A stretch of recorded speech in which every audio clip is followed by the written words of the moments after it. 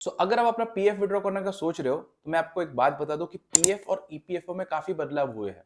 तो उन बदलाव को जाने बगैर पीएफ विड्रॉ करने का सोचना भी मत। नए रूल्स के अनुसार पीएफ कैसे विड्रॉ करना है ये देखने से पहले ईपीएफओ में क्या क्या बदलाव हुए ये देख लेते हैं। सबसे पहले तो आगे जाके आप पीएफ अकाउंट से 100% पैसा विड्रॉ नहीं कर पाओगे। आई नो आपने काफी सारे व्हाट्सएप ग्रुप में कहीं ना कहीं पढ़ा होगा कि आप 100% पैसा निकाल सकते हो, लेकिन इसी के साथ साथ उन्होंने एक और कंडीशन लगा दी कि आपको 25% मिनिमम बैलेंस मेंटेन करना पड़ेगा। अब ये कंफ्यूजन इसलिए चल रहा है क्योंकि ढंग से किसी ने टर्म्स एंड कंडीशन पढ़े नहीं है। 100% यानी कि जो भी आपका कॉर्पस है पीवीएफ में, उसका जो एलिजिबल अमाउंट होता है वो 75% होता है, और 75% को इन्होंने 100% बोला है। यानी कि जो आपका 75% कॉर्पस है, 25% मिनिमम बैलेंस आपको मेंटेन करना पड़ेगा, और जो 75% है वो उनके हिसाब से 100% है, जो कि आप निकाल सकते हो और उसके लिए आप एलिजिबल हो। पहले क्या होता था कि आपको अलग अलग कारणों के लिए अलग अलग सर्विस एलिजिबिलिटी पूरी करनी पड़ती थी। जैसे कि अगर शादी के लिए पैसे चाहिए तो 7 साल की सर्विस पूरी करनी पड़ती थी, घर बनाने या फिर खरीदने के लिए पैसे चाहिए होते थे तो 5 साल की सर्विस पूरी करनी पड़ती थी, या फिर मेडिकल इमरजेंसी है, कुछ अर्जेंसी है तो उसके लिए अलग करनी पड़ती थी। लेकिन अब इन्होंने सिंपल कर दिया कि 12 महीनों की यानी कि 1 साल की सर्विस आपको कंप्लीट करनी पड़ेगी, फिर चाहे जो भी रीजन हो आप पैसे निकाल सकते हो। तो अगला रूल है, उनकी किसी भी कारण की वजह से अगर जॉब गई है तो उनके लिए जो चेंज है वो बहुत बड़ा पेनफुल मैं कह सकता हूँ हो सकता है। क्योंकि यहाँ पर पहले क्या होता था कि अगर आपकी जॉब किसी भी कारणवश चली जाती थी, तो अगर आप 1 महीना बेरोजगार रहते थे तो आप 75% अपना अमाउंट निकाल सकते थे, और अगर 2 महीने बेरोजगार रहते थे तो आप 100% अपना अमाउंट निकाल कर अकाउंट क्लोज कर सकते थे। जो पेंशन वाला हिस्सा है वो भी आप निकाल सकते थे। लेकिन अब अगर आपकी किसी भी कारणवश जॉब जाती है तो आपको 1 साल वेट करना पड़ेगा 75% अमाउंट निकालने के लिए, और अगर आपको पूरा पैसा निकालना है तो फिर आपको 36 महीने की 3 साल वेट करना पड़ेगा। अब वैसे तो काफी सारे बदलाव हुए हैं, लेकिन विड्रॉल से जुड़े हुए ये जो मैंने आपको 2-3 बदलाव बताए ये सबसे इंपॉर्टेंट थे। पीएफ को कैसे निकालना है ये जानने से पहले दो बातें और जान लो। अगर आपको जॉब करते हुए 5 साल से कम का पीरियड हुआ है और आप पीएफ निकालने जा रहे हो तो यहाँ पर आपको टैक्स लग सकता है। लग सकता है इसलिए बोला क्योंकि ईपीएफ में जो बैलेंस है वो अगर 50,000 से कम है तो फिर आपका टीडीएस नहीं कटेगा, और अगर वो 30,000 से ज्यादा है तो यहाँ पर आपको टैक्स भी लग सकता है, फिर आपका टीडीएस भी कट सकता है। और अगर आपने विड्रॉ करते समय पैन मेंशन नहीं किया तो फिर आपका यहाँ पर 20% टीडीएस भी कट सकता है। लेकिन यहाँ पर अगर आपने 15G या फिर 15H फॉर्म भर दिया, 15G उनके लिए जिनकी उम्र 60 से कम है, 15H जो होता है वो सीनियर सिटीजन के लिए होता है। तो अगर आपने ये फॉर्म भर दिया तो आपका टीडीएस यहाँ पर नहीं कटेगा irrespective of amount you are withdrawing. दूसरी बात यह है कि आपको पता ही है कि जो पीएफ है वो आपको 8.25% का इंटरेस्ट देता है टैक्स फ्री। लेकिन यहाँ पर आपको ये बात पता नहीं होगी कि पीएफ के अंदर ना अगर आपने जॉब छोड़ भी दी, क्योंकि बाहर आपको तो पता है कि जो एफडी का रेट है वो हालांकि अभी बहुत गिर चुका है, और वो उतना आपको जो रिटर्न पीएफ में मिल रहा है उतना बाहर आपको कोई नहीं देगा। तो यहाँ पर अगर आप जॉब छोड़ने के बाद ये चीज आपको 100% पता नहीं होगी कि 3 साल तक आपको उतना ही सेम अमाउंट ऑफ इंटरेस्ट मिलता रहेगा, उसके बाद बंद हो जाएगा। लेकिन अगर आपको पैसों की इमीडिएट जरूरत नहीं है तो मैं कहूंगा कि आप उन पैसों को वहां पर ही रखिए, ताकि वो आपको उतना इंटरेस्ट कमा के दे 3 साल, मतलब जॉब छोड़ने के बाद 3 साल तक।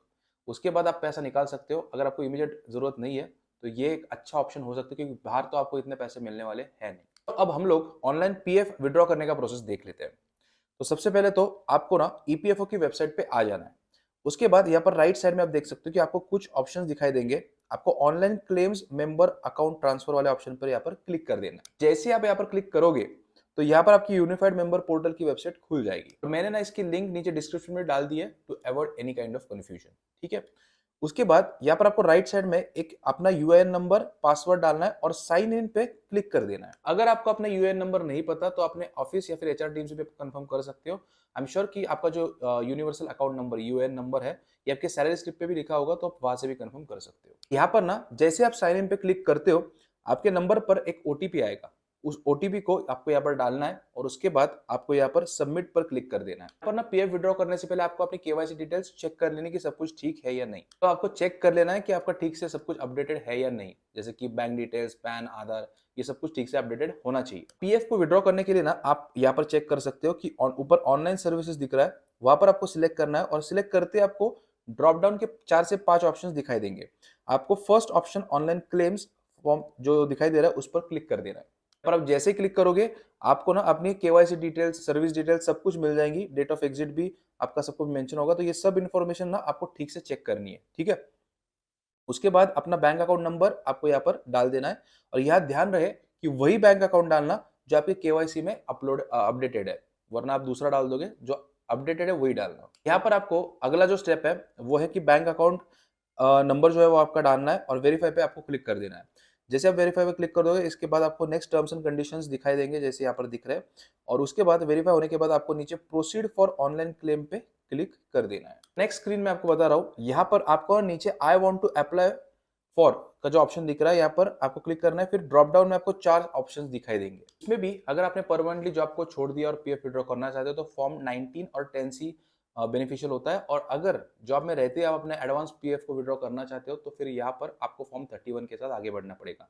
अब उदाहरण के लिए मैं फॉर्म 19 का दिखा देता हूँ, बाकी प्रोसेस तो हर एक का सेम ही रहेगा। जैसे ही आप यहाँ पर क्लिक करोगे इस ऑप्शन पे, तो आपको फॉर्म 15G, ये मैंने वीडियो के फर्स्ट पार्ट में बताया था कि फॉर्म 15G या फिर 15H आप भरते हो तो फिर यहाँ पर आपको जो टीडीएस है जो कटता है 10%, वो नहीं कटेगा। तो यहाँ पर अगर आप अपनी टीडीएस बचाना चाहते हो तो फिर यहाँ पर आप अपलोड जो फॉर्म है फॉर्म 15G या फिर जो एफ वो अपलोड कर सकते हो, ठीक है। उसके बाद यहाँ पर अपना अकाउंट या स्कैन कॉपी ऑफ चेकबुक या फिर पासबुक का जो होगा वो आपको यहाँ पर भरना है, ठीक है। होगा क्या, आपका बैंक अकाउंट जो है वो वेरीफाई हो जाएगा। हाँ, ये जो चेक भरने की जो इंस्ट्रक्शन है इनको ठीक से एक बार पढ़ लेना, क्योंकि काफी सारे लोगों का ना बाद में रिजेक्ट हो जाता है, तो आप ठीक से पढ़ के इसको फिर भर देना। जैसे ही आप ये दोनों भर दोगे, यहाँ पर आप देख सकते हो गेट आधार ओटीपी पे आपको क्लिक करना है।